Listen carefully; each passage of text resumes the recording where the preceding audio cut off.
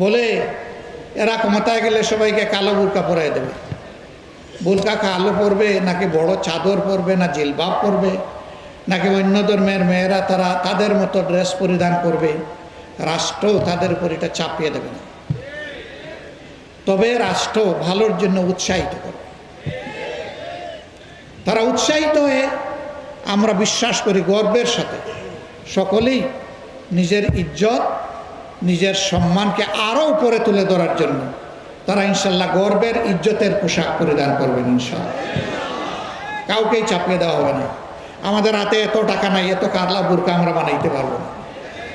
Minimum তো আমাদেরকে 9 কোটি বুরকা বানাতে হবে, এত টাকা নাই আমাদের। যে আপনারা ক্ষমতায় গেলে দেশকে আফগানিস্তান হবে না পাকিস্তান হবে? আমি না, দেশটা বাংলাদেশই থাকবে না। তা আফগানিস্তানও হবে না পাকিস্তানও হবে। আল্লাহ বাংলাদেশকে যেন বাংলাদেশ হিসাবেই আমাদের বুকে রাখেন, সেইটাই আমরা চাই।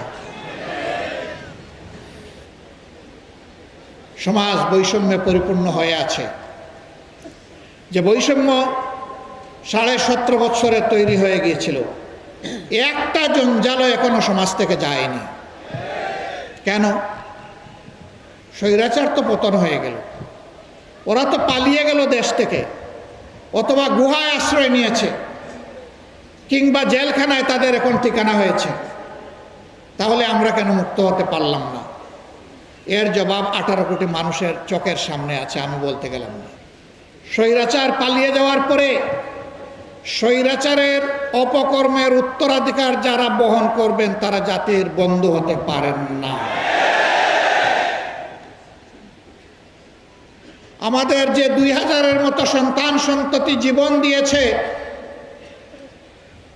অনুরূপ অপকর্ম কেউ করলে তারা সেই জীবনের সাথে রক্তের সাথে আমানতদারি রক্ষা করবেন না, তার উল্টাটা করবেন। আমাদের সন্তানেরা রাস্তায় নেমেছিল চাঁদাবাজি বন্ধ করতে, দখলদারি বন্ধ করতে, জুলুম বন্ধ করতে। চাঁদাবাজি, দখলদারি এবং জুলুম কি বন্ধ হয়েছে? বন্ধ করতে হবে, বন্ধ করতে হবে, থামতে হবে, সরে আসতে হবে। আমাদের সন্তানেরা এই জন্য রক্ত দেয় নাই, কারো ফলস জমিদারি তৈরি করার জন্য রক্ত দেয় নাই। চাঁদাবাজি এবং দখল বাণিজ্যের চাইতে ভিক্ষা করা উত্তম।